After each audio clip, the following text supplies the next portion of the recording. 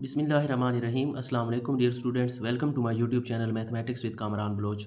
आज हम ninth class की मैथमेटिक्स की एक्सरसाइज 7.1 के क्वेश्चन नंबर 7 और 8 सॉल्व करेंगे। इससे पहले हमने क्वेश्चन नंबर 1 से लेकर 5 तक ये तमाम क्वेश्चन सॉल्व किए हैं। अगर आप इससे रिलेटेड भी लेक्चर लेना चाहते हैं तो मैंने लिंक डिस्क्रिप्शन में दे दिया है, आप वो भी अंडरस्टैंड कर सकते हैं। तो 7वें क्वेश्चन की तरफ चलते हैं। 7वें सवाल में हमें कहा गया है नुकात ए, बी और सी हम खत हैं, एच मालूम करें। ये जो ए वाले नुक्ता के अंदर एच दे दिया गया है, हमें यही मालूम करना है। और साथ में हमें ये बता दिया गया है कि ये जो तीनों नुकात हैं ये हम खत हैं, यानी कि एक ही लाइन के ऊपर वाक़ई हैं। तो फ़र्ज़ करें हमारे पास कुछ इस तरह से नुकात हैं। एक नुक्ता यहाँ पर है, दूसरा नुक्ता हमारे पास इधर है और तीसरा नुक्ता हमारे पास यहाँ पर है। अगर हम इन तीनों नुकात को आपस में इस तरह से मिला दें तो ये देखें, ये तीनों नुकात, ये जो ए, बी और सी का है हमारे पास, हम ऐसा करते हैं इसको ए का नाम दे देते हैं, इस नुक्ते को हम बी का नाम दे देते हैं और इसको हम सी का नाम दे देते हैं। ये तीनों नुकात हमारे पास हम ख़त हो गए हैं, यानी कि एक ही ख़त के ऊपर वाक़ई हैं, एक ही लाइन के ऊपर वाक़ई हैं। तो हमें एच मालूम करना है। तो याद रखें, जब भी हमें ये कहा जाए कि ये नुकात हम ख़त हैं, तो इसका मतलब ये है कि दो पॉइंट्स के दरमियान ये जो स्लोप है, ये जो ढलवान है, ये इन दोनों पॉइंट्स के दरमियान और इन दोनों पॉइंट्स के दरमियान ये आपस में बराबर होगी। जैसा कि हमने दो पॉइंट्स के दरमियान प्रीवियस लेक्चर्स के अंदर फासला मालूम किया था, ए से बी का हमने फासला भी मालूम किया, इसी तरह ए और बी का मिड पॉइंट भी हमने मालूम किया। आज हम दो पॉइंट्स के दरमियान स्लोप की बात कर रहे हैं, यानी कि ढलवान की। ये क्वेश्चन जिस एक्सरसाइज में ये दिया गया है, यहाँ इसके बिल्कुल सामने यहाँ पर ये स्लोप की बात की गई है। स्लोप आर ग्रेडियंट, स्लोप या ग्रेडियंट एक ही बात है, of a straight line joining two points, कि अगर दो नुकात हों तो उनके दरमियान आप स्लोप मालूम कर सकते हैं। इसे m से भी जाहिर करते हैं। फार्मूला ये है y2 minus y1 divided by x2 minus x1। तो हम इसी फार्मूला को इस्तेमाल करते हुए इन दो पॉइंट्स के दरमियान स्लोप मालूम करेंगे। पहले ए और बी के दरमियान स्लोप मालूम करेंगे, फिर बी और सी के दरमियान स्लोप मालूम करेंगे और इन दोनों स्लोप्स को हम आपस में बराबर रखेंगे तो हमारे पास एच की वैल्यू आ जाएगी।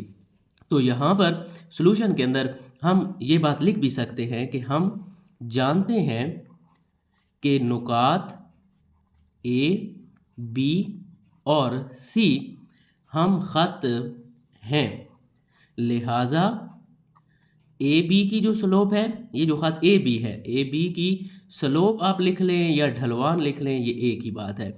आप इंग्लिश में इसे स्लोप भी लिख सकते हैं। ए बी की ढलवान और बी सी, ये जो ढलवान है यहाँ से लेकर यहाँ तक, बी सी की ढलवान यानी कि बी सी की स्लोप ये बराबर होंगी, तो तब ये हम ख़त हो सकती हैं।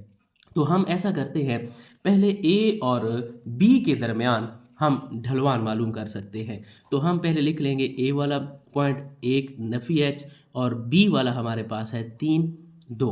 तो यहाँ पर हम लिख लेंगे ए बी की ढलवान, उर्दू में इसे कहते हैं या इंग्लिश में इसे स्लोप कहा जाता है। इसका फार्मूला हमने पढ़ा y2 minus y1 divided by x2 minus x1।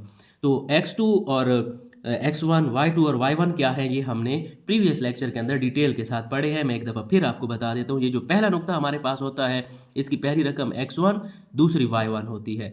दूसरे नुक्ते का ये पहला हिस्सा x2 और दूसरा हिस्सा y2 हो जाता है। तो अब यही कीमतें इधर हम दर्ज करेंगे तो हमारे लिए सवाल हल करना आसान हो जाएगा।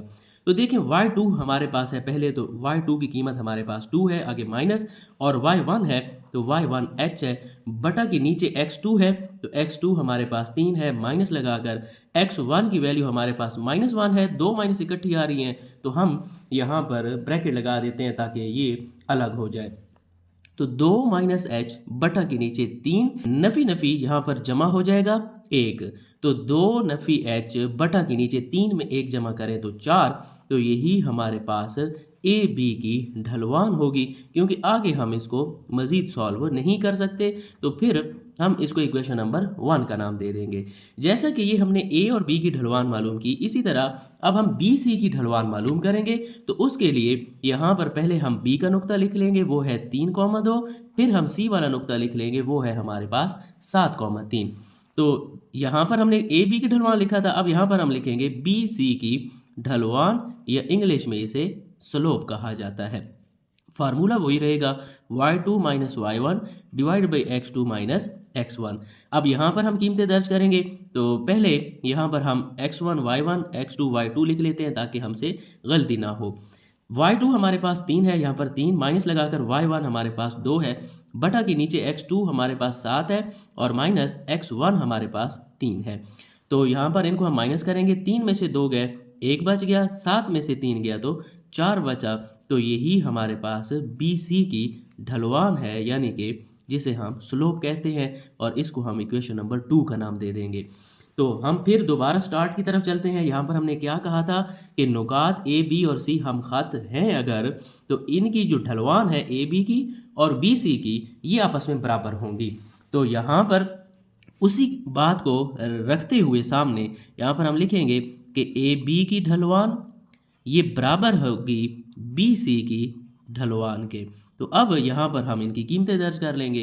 1 से आप देखें ए बी की ढलवान आपको मिल जाएगी, ये है 2 माइनस एच बटा के नीचे है 4, बराबर है बी सी की ढलवान है हमारे पास 1 बटा 4। असल में हमें एच की कीमत चाहिए, तो हम ऐसा करते हैं, पहले यहाँ से ये जो 4 इधर तकसीम हो रहा है इसको उधर ले जाते हैं, तो इस रकम के साथ ज़रब हो जाएगा, तो 4 4 के साथ कैंसिल, हमारे पास इस साइड पर सिर्फ 1 रह जाएगा। हमें सिर्फ h की कीमत चाहिए, तो ये h वाली रकम इधर रहने देते हैं, ये जमा 2 इधर आकर -2 हो जाएगा। तो 2 में से 1 गया, -1 बचेगा, माइनस माइनस के साथ कैंसिल, तो हमारे पास h की कीमत आ जाएगी 1, और यही हमने मालूम करनी थी। मैं आपको एक दफ़ा फिर बता दूं, ये बहुत आसान क्वेश्चन है। हमें क्वेश्चन में कहा गया है कि ये तीनों नुकात हम खत हैं। अगर नुकात हम खत हों तो उसके लिए ज़रूरी है कि इन दोनों की ढलवान और इन दोनों नुकात की ढलवान ये आपस में बराबर होगी। तो हम फिर ढलवान मालूम कर लेंगे। ढलवान के लिए यानी कि स्लोप के लिए आपको ये वाला फार्मूला याद रखना होगा। बाकी आपको x1 y1 और x2 y2 का पता है, यहाँ पर आपने कीमतें दर्ज करनी है। आपके पास दोनों स्लोप्स जब आ जाएंगी, आप उन दोनों को बराबर रखोगे, तो वहाँ से आपके पास h की फाइनल वैल्यू आ जाएगी। क्वेश्चन नंबर 8 की तरफ चलते हैं। यहाँ पर हमें नुकात दिए गए हैं a और b, और साथ में ये कहा गया है कि a और b दायरा के कुतर के सरे हैं। ये हमारे पास दायरे का कुतर है और उसके सरों की बात की जा रही है कि एक सरा जो है वो ऐसे समझे a है और दूसरे को b का नाम दिया है। हमें ये कहा गया है कि दायरे का मरकज़ और रिदास मालूम करें। तो आप देखें यहाँ पर हमें दायरे का मरकज़ मालूम करना है और कुतर के सरे दे दिए गए हैं a और b। ये वही पिछले क्वेश्चन की तरह आम सा ही क्वेश्चन है, सिर्फ यहाँ पर उसने दायरे की बात करके हमें कंफ्यूज कर दिया है। वहाँ पर पिछले क्वेश्चन में हमें ये कहता था कि दो नुकात हैं, उनको मिलाने वाली लाइन का दरमियानी नुक्ता मालूम करो, मिड पॉइंट। तो ये ऐसे समझे वही दो नुकात हैं और उनका हमने मिड पॉइंट मालूम करना है। तो मिड पॉइंट मालूम करने के लिए ये पेज नंबर हमारे पास है 127 और उसके ऊपर ये मिड पॉइंट का फार्मूला दिया गया है। यही फार्मूला लगाएंगे तो हमारे पास ऐसे समझे इसका मरकज़ आ जाएगा, क्योंकि मरकज़ जो है ये इन दोनों ये जो कुतर के सरे हैं उनके दरमियान में वाक़ है। तो ऐसे समझे हमने इनका अब दरमियानी नुक्ता मालूम करना है, मिड पॉइंट, तो वही हमारे पास मरकज़ होगा। तो यहाँ पर हम सबसे पहले लिख लेते हैं कि दायरा का मरकज़ ये हमने मालूम करना है। तो उसके लिए हम ये ए और बी के नुकात जो है यहाँ पर लिख कर यहाँ पर मिड पॉइंट वाला फार्मूला लगा देंगे, और वो हमारे पास है एम एक्स वाई बराबर है, यहाँ पर होता है x1 जमा x2 बटा 2 और यहाँ पर होता है y1 जमा y2 बटा 2। तो इस फार्मूले से हम ये मरकज़ मालूम कर सकते हैं। तो x1 और x2 क्या है, ये x1 ये y1 ये x2 और ये y2। तो यही कीमतें अब यहाँ पर हम दर्ज कर लेंगे। x1 हमारे पास है -5 जमा लगाकर x2 हमारे पास है 5 और बटा के नीचे 2। y1 हमारे पास -2 जमा y2 हमारे पास है -4। तो यहाँ पर हम ब्रैकेट लगा देंगे ताकि दो अलामतें अलग हो जाएं। अब मज़ीद इनको मुख्तसर हम करेंगे तो ये देखिए दो अलामतें मुख्तलिफ हैं। तो 5 में से 5 गया 0 बटा के नीचे 2, यहाँ पर -2 और ये जमा नफ़ी 4 उसी तरह और बटा के नीचे 2 हो गया। 0 को जिस भी हिंसे के साथ तकसीम करें जवाब 0 होता है, और ये दोनों अलामतें एक जैसी हैं तो हिंसे जमा हो जाएंगे, बटा के नीचे 2 है। इधर 0 और 2 वाला टेबल इस 6 के ऊपर 3 दफ़ा जाता है, तो यही हमारे पास ये इस ए और बी का मिड पॉइंट है, यानी कि यही हमारे पास दायरे का मरकज़ आ गया है, जिसे हमने m से ज़ाहिर किया। x और y हमारे पास आए हैं 0, -3। तो यही यानी कि ये जो दायरे का मरकज़ मालूम करना था, यही m जो हमने मालूम किया है, यही दायरे का मरकज़ है। अब हमें दूसरी बात भी कही गई है कि इसका रिदास भी मालूम करें। तो ये भी बहुत आसान सा क्वेश्चन है कि हम पहले कर चुके हैं, सिर्फ दायरे की वजह से हमें ये मुश्किल लग रहा है। देखिए रिदास आपको पता है कि दायरे के मरकज़ से लेकर दायरे के किसी भी नुक्ते तक का ये जो फ़ासला है, ये रिदास कहलाता है।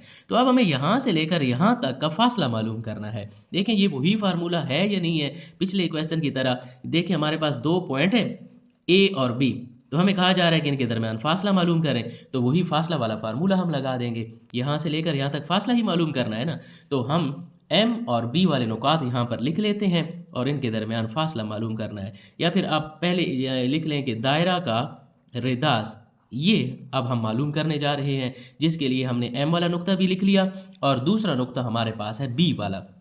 हम इन दोनों के दरमियान डिस्टेंस मालूम कर रहे हैं। अच्छा यहाँ से आपको एक और बात भी बता दूं कि आप यहाँ से लेकर यहाँ तक डिस्टेंस मालूम करें m और b के दरमियान, तब भी रिदास वही आएगा। या आप इन दोनों के दरमियान डिस्टेंस मालूम कर लें a और m के दरमियान, तो जवाब दोनों का सेम ही आएगा। तो ज़रूरी नहीं है कि आप भी m और b के दरमियान डिस्टेंस मालूम करें। तो m और b के दरमियान डिस्टेंस मालूम करना है, तो ये हमने पीछे बारहा क्वेश्चन में किया है। तो यहाँ पर इन दोनों के दरमियान फासले का फार्मूला हम लगा देंगे, x2 - x1 सारे का स्क्वायर प्लस y2 - y1 सारे का स्क्वायर। आपको इनके फार्मूलाज आने चाहिए, यानी कि फासला का, मिड पॉइंट का, और आज हमने स्लोप का किया है फार्मूला, तो ये क्वेश्चन बड़े ईजी हैं।